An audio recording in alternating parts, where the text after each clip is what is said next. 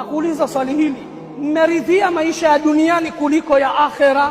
Niambie, nani aliyeishi milele katika mgongo huu wa ardhi? Utaondoka na utaacha kila kitu. Mali yako utaiacha na watu watagawana na huenda wakagombana. Nyumba utaiacha, watakaa au wataiuza. Mke utamuacha, huenda akaolewa na mume mwingine, na watoto pia wawaacha. Wamal hayatu dunya illa mata'ul ghurur, maisha ya duniani si lolote isipokuwa ni udanganyifu na hadaa.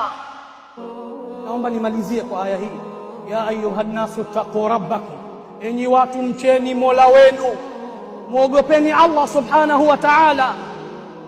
Wakhshaw yawman la yajzi walidun an waladi, naogopeni siku ambayo mtoto hatomfaa baba wala baba hatomfaa mtoto. Inna wa'da Allahi haq, ahadi ya Allah ni kweli.